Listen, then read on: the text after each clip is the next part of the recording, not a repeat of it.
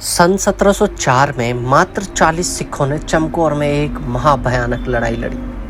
चमकौर की लड़ाई के बाद मुगलों को भरोसा था कि वे सिख समुदाय को कुचलने में सक्षम होंगे, लेकिन शेरों पर विजय प्राप्त करने का उनका सपना अंततः तब टूट गया जब बाबा बंदा सिंह बहादुर, जो गुरु गोविंद सिंह जी के शिष्य थे, उन्होंने लगातार 6 वर्षों तक मुगलों को अपने अधीन रखा और पहले सिख राज की स्थापना की। आइए जानते हैं कि कैसे गुरु गोविंद सिंह जी के मुलाकात के बाद डोगरा राजपूत से सिख कमांडर बनने के प्रारंभिक वर्ष और परिवर्तन में कैसे बाबा बंदा सिंह बहादुर का नाम रोशन हुआ। बाबा बंदा सिंह बहादुर का जन्म 27 अक्टूबर सन 1670 ईस्वी को जम्मू के राजौरी में एक हिंदू राजपूत परिवार में हुआ था। जन्म के समय उनका असली नाम लक्ष्मण दास था। सैन्य जनशक्ति और युद्ध संसाधनों में भारी संख्या में होने के बावजूद वह मुगलों के अत्याचार के खिलाफ खड़े हुए और उनकी प्रांतीय राजधानियों को लूटने में सक्षम थे। ऐसा माना जाता है कि बंदा सिंह बहादुर के उदय के कारण मराठों और राजपूत योद्धाओं को अपने खोए हुए क्षेत्रों को पुनः प्राप्त करने के लिए पर्याप्त समय मिला। बहुत छोटी सी उम्र में ही बाबा बंदा सिंह की रुचि शिकार की ओर हो गई। उनके युवा दिनों की एक कहानी इस प्रकार है कि उसने एक मादा हिरन पर तीर चलाया और उसके तीर से हिरन का पेट फट गया था। जब वह उसके पास गया तो उसने देखा कि वह गर्भवती थी। वह इस बात से हैरान था कि उसने अजन्मे हिरन के बच्चे और उनकी मां को मार डाला। इस घटना के तुरंत बाद उन्होंने सन्यासी बनने का फैसला किया। इसके बाद उन्होंने लाहौर की यात्रा की और साधु रामदास के शिष्य बन गए। साधु रामदास ने उन्हें माधव दास का नाम दिया।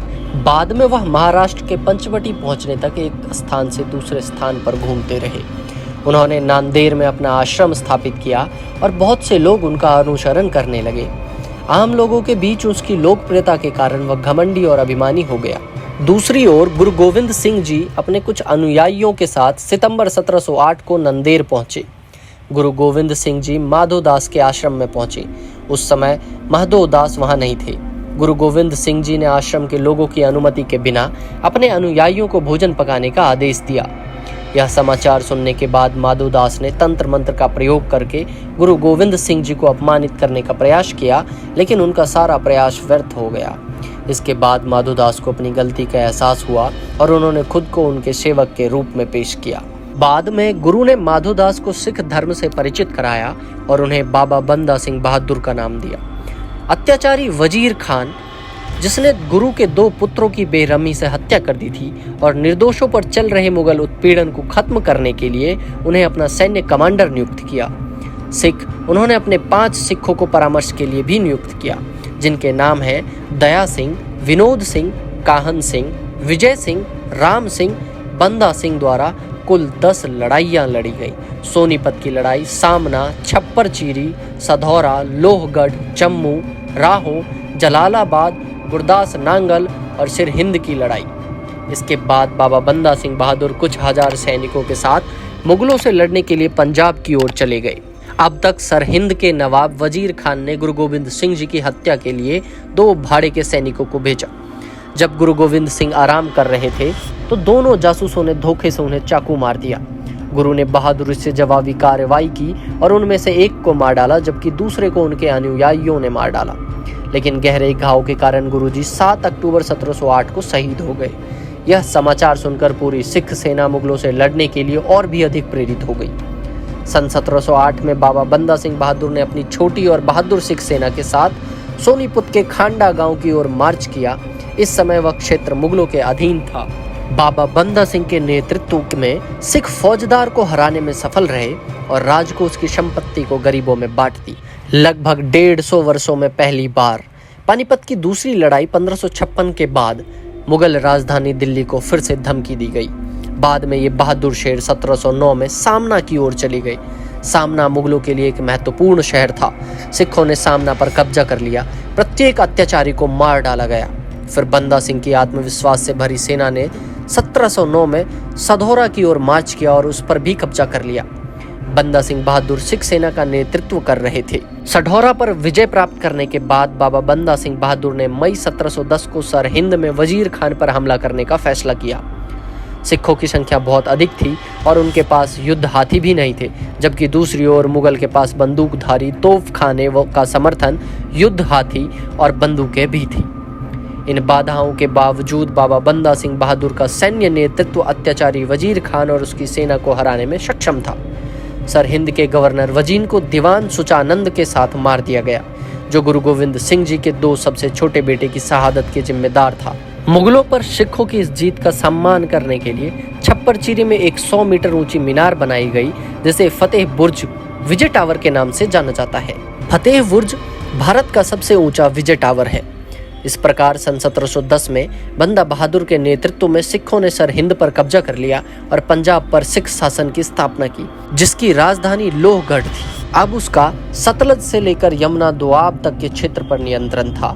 सिख मुगलों की वैकल्पिक राजधानी की रीढ़ तोड़ने में सक्षम थे, जिनमें आगरा, दिल्ली और लाहौर शामिल रहे। इसके कारण मुगल बार बार अपने महत्वपूर्ण क्षेत्र खोने लगे। चलिए दर्शकों, आगे बढ़ते हैं और जानते हैं 1710 में बंदा सिंह बहादुर के अधीन सिख साम्राज्य कैसा था। इस समय तक बंदा सिंह बहादुर ने लाहौर के पूर्व में पंजाब पर कब्जा कर लिया था। जब वह जलंधर की ओर बढ़ रहे थे, तब उन्होंने रोहन में मुगलों को हराया। बंदा सिंह को हराने के बाद शाह बहादुर शाह के सभी प्रयास असफल रहे। इन लड़ाइयों को जीतने के तुरंत बाद बाबा बंदा सिंह बहादुर ने जमींदारी प्रथा को समाप्त कर दिया और किसानों को संपत्ति का अधिकार दिया। उन्होंने गुरु नानक और गुरु गोविंद सिंह के नाम पर सिक्के और टिकटें बनाने का एक टकसाल भी शुरू की। पहाड़ी राजा जो शुरू में गुरु गोविंद सिंह के खिलाफ थे, उन्होंने अब उनकी अधीनस्थ स्थिति स्वीकार कर ली और बंदा सिंह को श्रद्धांजलि अर्पित की। इसके बाद सिखों ने जलालाबाद की लड़ाई में मुगलों को हरा दिया। लाहौर और दिल्ली के बीच का क्षेत्र सिखों के अधीन आ चुका था। लगातार हार से पीड़ित मुगल सम्राट बहादुर शाह ने मामले को अपने हाथों में लेने का फैसला किया और दिसंबर 1710 में लोहगढ़ पर कब्जा कर लिया। गुरदासपुर में हार और बाबा बंदा सिंह बहादुर और सिखों पर मुगलों के अत्याचार को जानने का वक्त आ गया है मित्रों।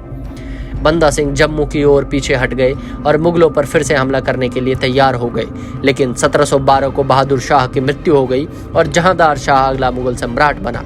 बंदा सिंह बहादुर ने जम्मू के सतलुज तक अपना राज्य का नया अधिकार स्थापित किया। उन सिखों ने वहां एक डेरा स्थापित किया। बाद में 1713 में मुगल जम्मू में सिखों को हराने में सफल रही। इसके कारण बाबा बंदा सिंह पंजाब के गुरदासपुर में पीछे हट गए। सन 1715 में फर्रुखसियार के नेतृत्व में मुगलों ने गांव पर कब्जा कर लिया। सिख ने लगभग 8 महीने तक बहादुर से किले की रक्षा की। बंदा सिंह बहादुर जी को मुगल द्वारा उनके शरीर से मांस नोचकर यातनाएं दी जा रही थी, लेकिन 7 दिसंबर 1715 को मुगलों ने बाबा बंदा सिंह बहादुर को गिरफ्तार कर लिया और उनके साथी सिख सैनिकों को बेरहमी से मार डाला। मुगलों ने बाबा बंदा सिंह बहादुर को लोह के पिंजरे में डाल दिया और 780 सिख सैनिकों पर लगातार अत्याचार किए। मुगलों ने सिखों पर इस्लाम अपनाने के लिए दबाव डाला, लेकिन सिखों ने इनकार कर दिया। प्रतिदिन लगभग 100 सिख सैनिक को फांसी दी जाती थी, लेकिन किसी ने भी इस्लाम स्वीकार नहीं किया। आखिरकार 9 जून 1716 को मुगलों ने बंदा सिंह को उनके 4 साल के बेटे अजय सिंह को मारने का आदेश दिया। उन्होंने इनकार कर दिया और मुगल जल्लाद ने मासूम बच्चे की छाती छेद दी। फिर जल्लाद ने बच्चे का दिल निकालकर बंदा सिंह के मुंह में डालने की कोशिश की। तब बर्बर मुगलों ने बंदा सिंह को प्रस्ताव दिया कि यदि वह इस्लाम स्वीकार कर लें तो वे उनकी जान बख्श देंगे, लेकिन महान योद्धा बंदा सिंह ने इससे इनकार कर दिया। यह सुनकर मुगलों ने बाबा बंदा सिंह को यातनाएं देकर मार डाला। उन्होंने बाबा बंदा सिंह के शरीर में गर्म तेज छर्रें डाली, उनकी आंखें निकाल ली और उनके अंग काट दिए। बाद में उन्होंने उनकी खाल भी उतार दी, लेकिन बाबा बंदा सिंह बहादुर डटे रहे और 45 साल की उम्र में शहीद हो गए। बंदा सिंह बहादुर अपने पीछे आने वाले योद्धाओं की लंबी कतार में सबसे शुरुआती सिख सैनिक विशेषज्ञों में से एक हैं।